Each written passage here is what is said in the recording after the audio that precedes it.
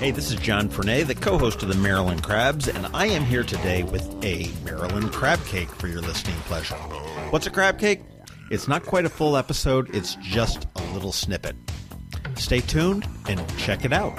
And make sure you check us out on themarylandcrabs.com. You can follow us on Twitter at MD Crabs Podcast or find us on Facebook at the Maryland Crabs Podcast. And don't forget, subscribe, rate us, iTunes. Go there now. Hey, this morning we are here with the Scenic Rivers Land Trust, and I'm very proud of myself for not saying Scenic Livers, which has been a problem with me for a while. But we are here with the crew from that, and we have Nina Fisher, who is the president of the board of directors, as well as Sarah Knebel. Did I pronounce that right? It's Knebel, so really close. Knebel, okay. Who is the conservation director for the Scenic Rivers Land Trust. And what happened is the other day there was an article in the Capitol about you getting 111 acres up in Crofton, which is right adjacent to the Twin Rivers, which is incredibly controversial. It's been for several years as it's getting underway up in Crofton. And I guess my question is either one of you could jump in, but what is the Scenic Rivers Land Trust? What is it that you guys do? So we are a private nonprofit that works to protect natural and scenic areas in Anne Arundel County. So that would be your forests, your wetlands, your fields. And we use a legal agreement called a conservation easement with the landowner, basically to promise us that they'll never basically harm the forest or the fields or wetlands, and they'll keep them intact. So that, basically means they're not going to put up, a bunch of townhouses or a shopping mall or kind of things like that. They may be able to build a house, but they're not going to build the new mega shopping center with a couple Best Buys or anything like that. Right. So you are one of the primary, say, conservation organizations in Anne Arundel County. Mm-hmm. And is it strictly Anne Arundel County? Yes, we are strictly Anne Arundel County. We're actually not even the entire county. There's two land trusts in the northern Anne Arundel County, the McAfee River Land Trust and then the North County Land Trust. Do you guys fight and duke it out and stuff like that? No, we play nice. We all have the same mission, so yeah.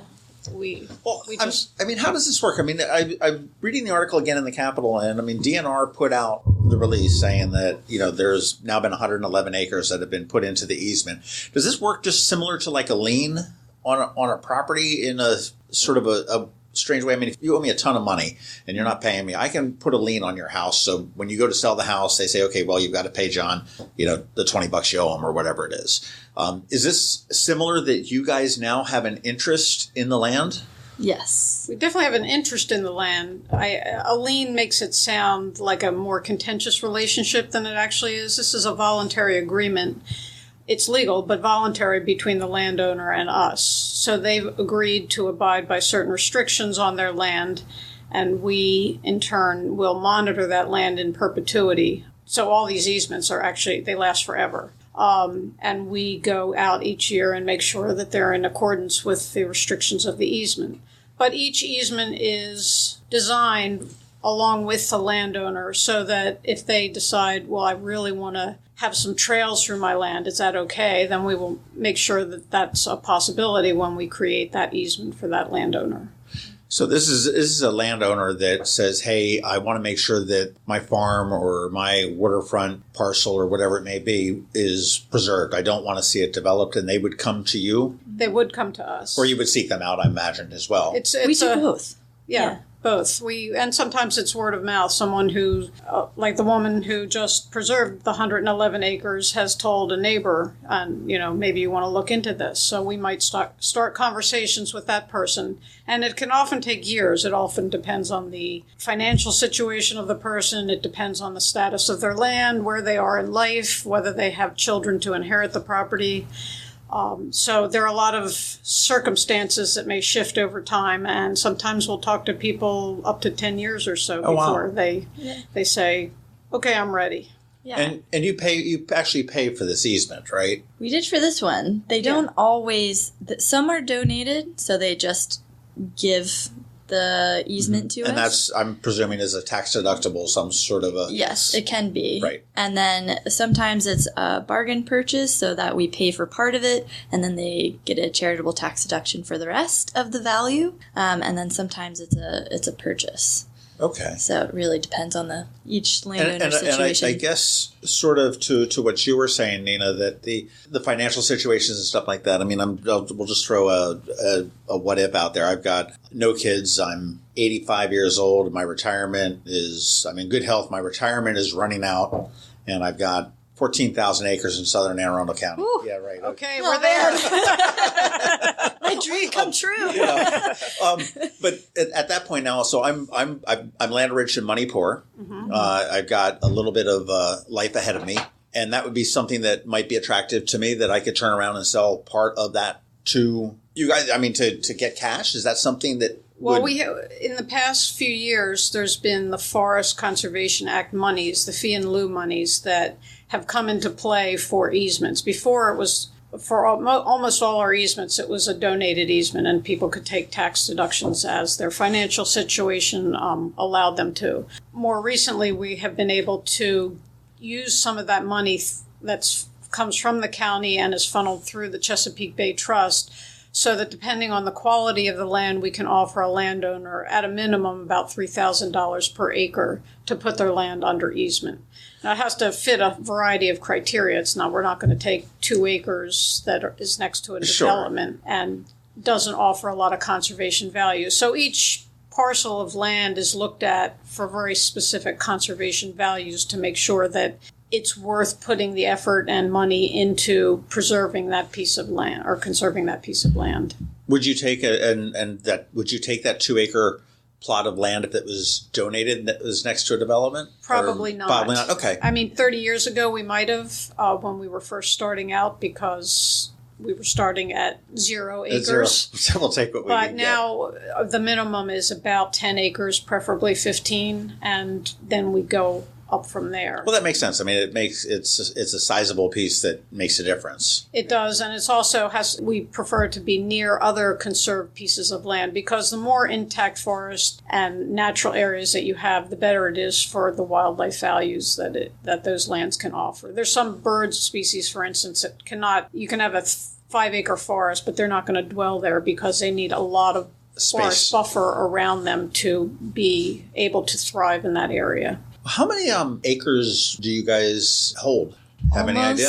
Almost 2,900 acres. Wow. Yeah. And we're gearing up for 3,000. Yeah. This year during our 30th anniversary. So we're 30 years, and we hope to hit 3,000 or more acres. Who started this? 30 years. I mean, was this just somebody that had an idea that would be a good thing to do and just... Yeah, a couple of volunteers started it in 1988. And I see you doing your math. You're counting it on your fingers. It's like I would be. It's actually, this is the 30th year of our first easement. The organization actually started in 1988, but the first easement came to fruition in 1989. So okay. There's a little bit of wiggle room there. You were talking the talk in 88, and then you were walking the walk in 89. Right. So and we've been walking the walk ever since. That we're going to get into that, but that would have been a great segue now that I think about it for your event that's coming up at the end of the month for Walk in the Woods, and we are going to get into that. But I'm just fascinated with the ability to do this, and I know the county has strengthened up their forest laws. The city has also done that as well. And I know there's a lot of pushback on that payment in lieu of, which is, in lieu of replanting trees, or they're unable to do it and whatnot, they can turn around and pay. I don't know what it is, whether it's $1 a tree or whatever it is, which goes filtered up to the state and then gets sort of filtered back down again to different organizations. What does that do to you guys do you prefer to see a developer? Because we can't halt development. Do you prefer to see a developer replant, or do you prefer to see a payment in lieu of? Because it seems to me that you're picking and choosing some of the properties that are most beneficial to the environment and to the conservation efforts. He might be able to plant 5,000 trees in an area that's not going to sustain the wildlife that... Well, one of the main pushes of the FCA monies that are coming through to us is not only to purchase easements, but probably more importantly, to replant trees. So 2 of the easements that we're working on have 5 acres that are going to be set aside, 5 acres each, I believe, that are going to be set aside for tree replanting. My personal preference, and this kind of goes along with Scenic Rivers, is not to have the trees cut down in the first place. Sure, obviously. Replanting trees is great, but you're talking about, saplings that are going to take 30 years, 40 years to reach the size of the trees that were probably cut down. And the benefits that they offer only come along slowly. So that's a good thing to do if there's no other way around it, but preferably you keep as many trees as possible. Even in developments, like if you look at the Twin Rivers development, they cut down almost every tree on site. They left a few little pockets. There's not a single tree near any of the houses being built. Yeah, that's a huge development. You'd mentioned that you've got 2 properties that you're holding acres for replanting. Now, is that something that you would buy a fictional piece of property down in South County that's currently, or a retired sod farm that's pretty much fields as opposed to forest? Is that something where you would designate maybe 5 acres of that specifically to start a forest there? So for the two easements we're working on now, so they are about 80 or 100 acres each, and so they only have about 20 acres of fields that used to be farms, and they're not really farming anymore, just for various reasons, and so they'd like to put some of it back into a forest. So we're actually adding to the forest that we already have on site, which is really nice. Oh, nice. Okay. All right. Well, let's Sarah, you are the conservation director. What does a conservation director do? I mean, the executive director, I get that. He or she sort of runs the whole program and makes sure the checks and the balances are, and reports certainly to you, Nina, and the board to make sure that we're doing the right things. But you sound like you're boots on the ground. I am, yes. So Or boots in the water. I guess boots more on the ground. This winter and last fall, it's Yeah, definitely the boots in the water, even when you're on the land. Yeah, I felt like I was more in the water. But so I try and I do a lot of outreach to landowners, and I do workshops for landowners, and I put together a workshop for professionals like lawyers and realtors and tax professionals, so that they can get all of the knowledge of easements, so they understand what the process is. I mean, we're kind of just skimming the surface now, but there's a lot of the ins and outs that really are make or break it for people to understand what an easement is. Well, it does make sense. You talk to an estate planning attorney or a financial planner or something like that. When you're talking with somebody that has a large piece of property, they may not know it exists. Right. Yes. So we'd like as many people that deal with, estates and properties to know that easements exist, and they're a really good possibility and opportunity for some people. So I try and get the word out that way, and then I also steward all of the land that we already have under easement. So I go out and manage volunteers and do monitoring reports for all 66 easements that we have, and kind of along. So those lines. you're the easement policeman too? Yes. That's going out to make sure that there wasn't a Best Buy built on that. Correct. Yes. So each easement requires a stewardship visit each year. So that means 66 visits a year, just to make sure that everything is, all the ducks are in a row and everything is being abided to in that particular easement. So it's a huge job just doing that. What's involved in the visit? Is that just sort of a drive-by, drive-through, or could be? So if the property is, usually we don't try and do a drive-by just because you can't see as much. I mean, if it's a really narrow piece right along the road, because that is actually one of our older easements from way back in the day, usually it's a bigger piece of land, you can't see much from the road. So I usually do a walk through, and it usually takes a half hour to do, depending on the property. I try and get the landowner to go with me just so I can talk to them and see if they have any questions about the easement, what their plans are, because I have found, and the land trust community at large has found, that if you talk to your landowners often, they'll tell you what they're planning to do with their property, and you'll catch, you'll both realize that something will be problematic or not before they actually start doing something, which is way easier than me showing up realizing that there's another big shed or another house on the property, and I have to take them to court to tell them to take it down. Right. They also, in one case, pointed out where copperheads were nesting, which was very useful. Which is also convenient. Right. But so I mean, the easements are for life. They're for forever. So it's not just for that landowner. It actually runs with the deed of the property. So each consecutive landowner will have to abide by the conservation easement. So some of these easements that we have from 30 years ago or 20 years ago, they're now original landowner has left, and then they're on their second or third generation of landowner from the original easement. And each one does need to abide by the easement that was put in place there. Correct. And I imagine that probably affects or can affect the sale prices. You look to, if I were looking to sell a farm or something like that, a developer was looking to put a little restaurant in or something like that. Not a big deal. That would be something that would... Which is also why that Forest Conservation Act money is useful, because if you are devaluing the land to some extent, the person who owns it now is getting some money out of the land currently. Makes sense. And it helps them see that conservation is a viable option as opposed to selling out to developers.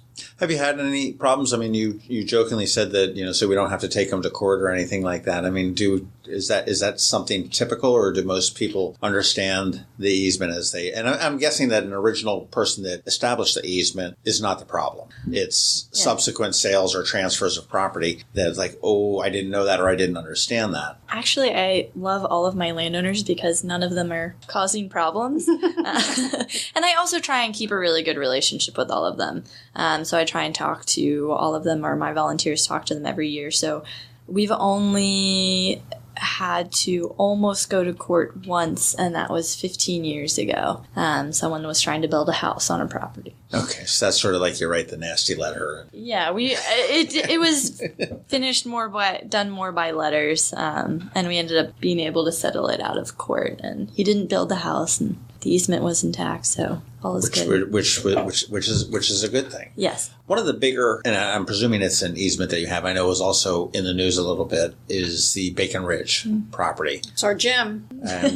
That was adjacent to the Crownsville Hospital, fairgrounds. It's on the other side of 97, but yes, adjacent. Yeah, it's up in that area right off of, I'm drawing a blank on the name of the road, but it's a wonderful place to hike. Hawkins Road? Hawkins Road, in Crownsville, yep. I've been up there many times to hike through there, and the car graveyard deep in the woods and and everything else. But is this one of your larger areas? Because I know that was a whole contiguous thing, and I know that at one point I was absolutely shocked to look overall, and I think it was back when former county executive Steve Shue was discussing about recreation, and I know the Bayhawks were, looking to come in there and everything else, and somebody was saying that you could actually connect this with the Annapolis Waterworks Park on Generals, one of the, I get the two confused, but over there on the other side of Best Buy, with very little problems. I mean, there may be a little property here or there that you might have to cross somebody's backyard, but you can get up into Eisenhower Golf Course, you can get into the fairgrounds, you can get across the street into the former psych hospital, you can get over into Bacon Ridge. And I sat there and I looked at the map, which I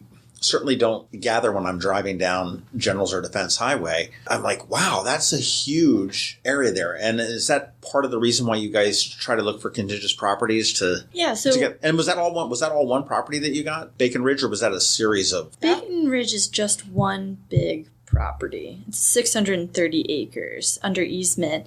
Now, the county actually added pieces of property around it to add it up to 900 acres total for the entire Bacon Ridge natural area. It's kind of both, I guess. Okay.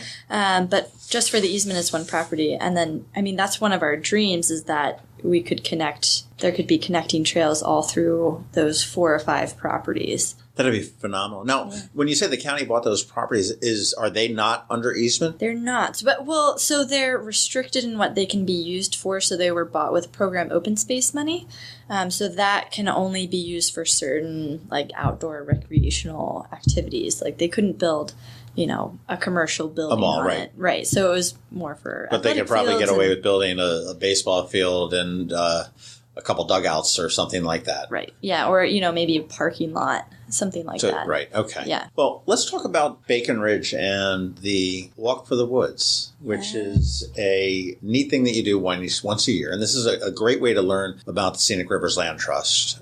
It's a bright and early morning, or maybe not even a bright and early morning, depending on how up you are, on the 27th of April, which is a Saturday morning. What's it all about? So we've been doing this event this is our 14th year. So we've been doing it to encourage public access to Bacon Ridge, and also just for people to understand a little more of what we do, a little more of what types of properties that we're trying to protect for, the general public, because everyone benefits from a stand of trees creating clean air and clean water for everyone.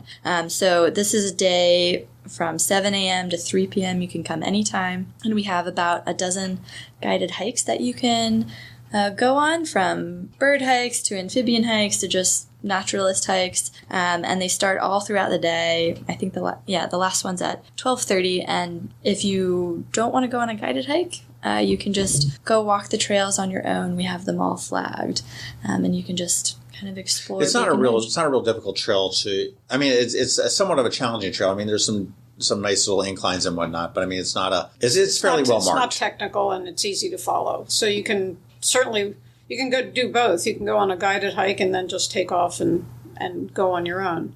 You can also bring your dog on a leash, but only after 10 o'clock when the birders are back and you wouldn't be disturbing the bird life out there. There's also, I think it's people from Coastal Resources who will be out there down in the stream area who catch fish and other aquatic life, so that kids can come down and see critters close up. Touch the frog and... Yeah, and that's always a big hit with the kids. And there's a beaver dam out there. And spring is just taking off, and it's just a beautiful time to be out in the woods. It really is. Everything's coming back to life again. And I know that I know the bike community does a lot to maintain the trails there, because I know that they do bike that a lot. Now, but you mentioned that these are guided hikes. Mm-hmm. Is this volunteers with the Scenic Rivers Land Trust? Yes, they're all different naturalists or birders who we've tapped into for years, others are new, and there's a leader and then an assistant leader, and they go out on the hike and know the trails and know the wildlife that they might come in contact with. And they're just there to act as leaders and to tell you what you might be seeing and to give you an appreciation of nature. I may do that this year. Yeah, you should. If you do it, it's wise to go onto the website, which is www.srlt.org, and sign up, because they only take so many people per hike, and if you just rely on getting there to see if there's an opening, you may be out of luck. And pets are welcome after 10 a.m. On leashes, yes. On well-behaved pets on leashes. Yes. But I know Dan Haas is a big birder, and I know he's been out there several times. I've never personally done the walk for the woods. I've got some friends that have done it. I've been out there myself on my own, but it would be nice to know what I'm looking at. And this is the central portion of Bacon Ridge, which is off of Farm Road. Farm Road is closed off by the rest of the year by 3 gates, because the Maryland Environmental Service has a water treatment plant in there. So you can't access this area other than this time of the year for this one day. The bike trails, while they will likely be developed in the near future, don't actually run up this far north currently. And so if you've been to Bacon Ridge and hiked the trails, you've been in the southern portion. So it's something extra. Yeah, it's an different area for people to explore. Plus, there's the Say Your Name ceremony, which Janice Hayes Williams runs each year. That's a really touching event. For those that aren't aware, that the Crownsville State Hospital was a psychiatric hospital for many years. It's been closed for many years as well, and it primarily, or I don't know whether it was primarily, but at one point it was for Black people that were committed there, and some real horrific things had happened, and there were a lot of people that died there. And Janice Hayes Williams, who does work for County Executive Pittman right now, she's a local great historian in town, particularly with the Black history, wants to make sure that the memory of these people is not forgotten. And the interesting thing is that, or one interesting element of it, is that each of the markers, the grave markers, is tiny and marked only by a number. And she did a lot of research to go back through the records and tie those numbers to names. Put a number with a name. So it's a ceremony that involves rose petals and remembering the names and the people who lived there and what sort of harrowing experiences they may have had while there. What's the Scenic Rivers Land Trust position or thoughts or things on the Bayhawks proposal? And I know yesterday, former mayor of Annapolis, Ellen Moyer, wrote a letter or an op-ed in the Capitol that was suggesting a place in North County that may be a more reasonable solution for it. And I'm going to presume that this is something that the Scenic Rivers Land Trust is not a big cheerleader for. We have tried to keep an open mind because we recognize that something at some point needs to be done with that land. Those buildings I think there's 65 buildings there in various states of disrepair, and some of them have serious problems with asbestos and lead. And just letting them decay year after year is not really a solution. So we have listened to the stadium folks, and I wouldn't say we're cheerleaders for the project, but we're not we have kept an open mind. One thing that we are very concerned with, as are all the people in Crownsville, is anything that adds to the traffic of that corridor, because it's already so bad. If we had our preference, we would love to see it remain as open land and become connected to Bacon Ridge and possibly to the fairgrounds and other areas, public areas further south. It's going to take a lot of money, and so that's, I think, the sticking point. It always is.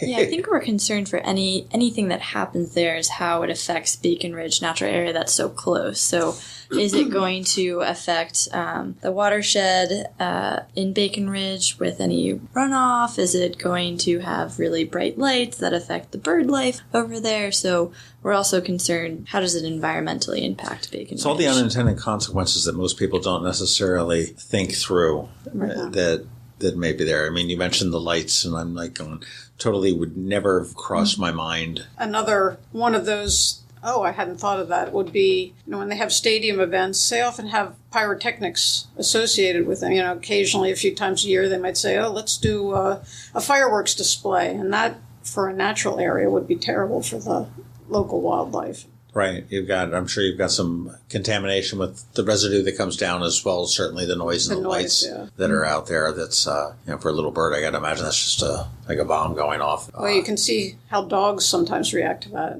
I'm in a real good place. My dog used to hate fireworks or thunder, and now he went deaf and he can't hear it. What do you guys use to survive? As far as, donations, you need volunteers. What does Scenic Rivers Land Trust need? So we definitely need financial support. We're supported by the community around us. And we also, to keep easements going, we need funding for it as well. So that's through the grant program that Nina has alluded to before. Right now, that pot of money, the FCA money's a little bit Funds are low. The funds are low, and its future is in question. And we would like people to write to their county council member and or to County Executive Pittman to encourage them to continue the program so that we can use it both for land conservation and for replanting trees in the appropriate spots across the county.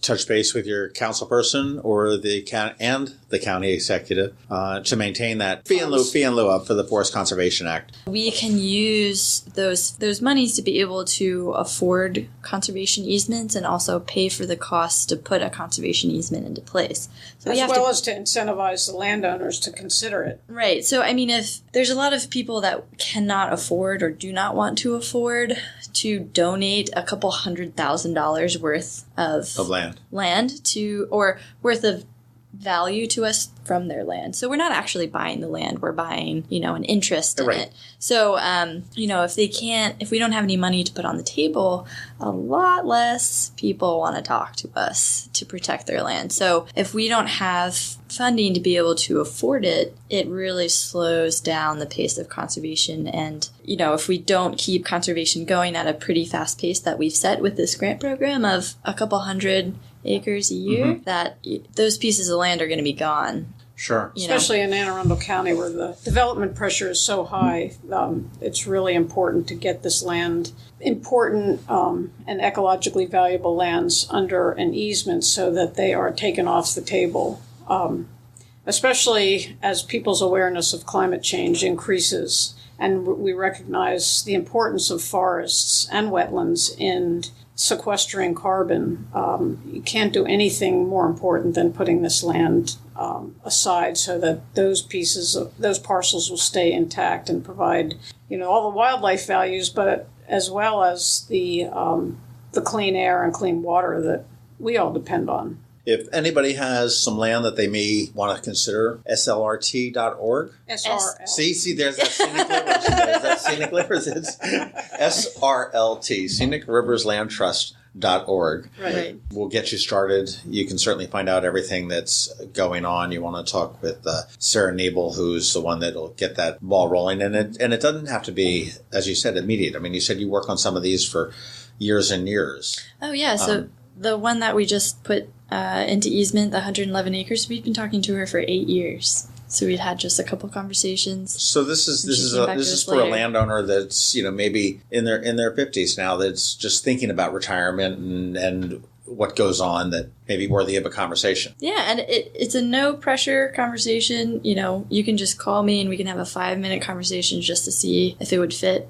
and we can go from there or not. So or if you want to donate money, you can do that too. You can go right and just cut out a check. If you don't have the land, we are happy to take some donations that help us preserve other lands that will enhance the quality of life for all people in Anne Arundel County. Okay.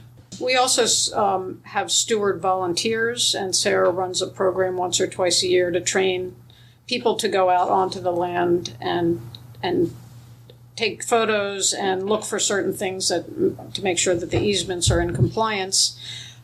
So we occasionally take new volunteers to help out with that effort. Do you have a wish list in your office? Do you have a whiteboard in your office, Sarah, with the lands that you would love to get a hold of? I do. It's a long list, but yes. We've prioritized the land in the county. And what do you just go through property records and look for property of a certain size, then map it out, GIS it out, and figure out if this is... So I start in GIS, actually. So I use a mapping program to find all the properties over 10 or 20 acres, and then I try and see which ones don't have much development on them now, and then I try and find ones that... What's great about Anne Arundel County and Maryland is that they have mapped almost all of the conservation values, like where green infrastructure is, or where connected forest habitat is, and where wetlands are, and DNR has also already prioritized what they call targeted ecological areas, so really important habitat. Sure. So I can overlay all of those maps on top of my maps and see where they connect. And then it pinpoints the area that you need to look into. Right, and so then I can see which parcels have those conservation values that are so important to protect first, and I make a priority list from there. So a little bit of cold calling too? I am not the best cold caller, but I will say the worst cold callers are probably the best. Oh. Because it's never easy to ask for money or to broach that conversation when nobody's thinking about it. Yeah, well, one of the things she does do is send out postcards to landowners who look like they have lands that might be promising to see if they'll come to a workshop to learn out more about what we can offer. And so it's kind of like a subtle sort of way of cold calling. It sounds like a real low pressure kind of an easy deal to do. And if you're not into it, that's kind of cool. But this is something that I would venture to say that most landowners, obviously I would say most landowners probably own less acreage than you're interested in. But even the ones that do own those types of properties are probably not that familiar with what the program is, what it does, what it can do, what the benefits are for them, and everything else. Even if your property isn't 20 or 50 acres, I still have people come to the workshop just to learn what it is, and, they might know somebody who has that type of property, right, and they're friends with them, and, that person with a larger acreage couldn't come, so they have a friend come or something like that. Sure. Yeah. Sure. Well, I encourage everybody to check out srlt.org. which stands for Scenic Rivers Land Trust. And if you are not doing anything on Saturday morning, the 27th of April, go to srlt.org and sign up for the Walk for the Woods over at Bacon Ridge. You're going to get to see a section of the woods that's not normally viewable or hikeable, and up in the north, and learn a little bit about what we have right here in our own backyard. And certainly if you've got the ability to, have a piece of land that you may be interested in seeing if this might be right for you, I would encourage you to call Sarah Knebel, who is the conservation director. And I bet you Nina Fisher would probably even talk to you too. And she's like Be happy to.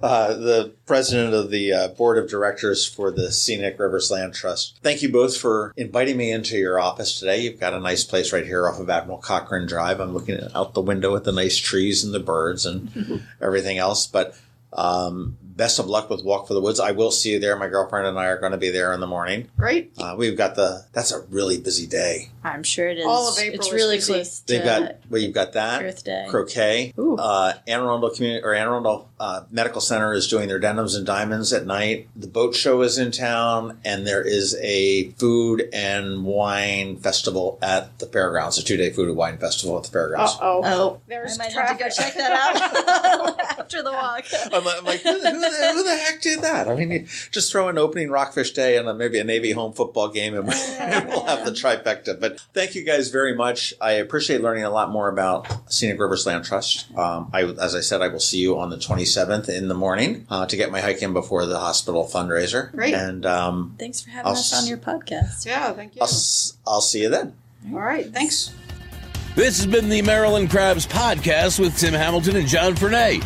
Sure to follow them at all the regular places, Facebook, Twitter, YouTube, and online at themarylandcrabs.com.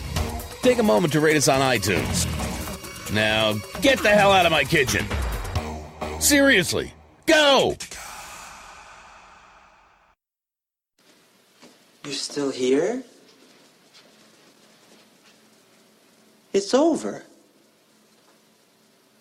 Go home.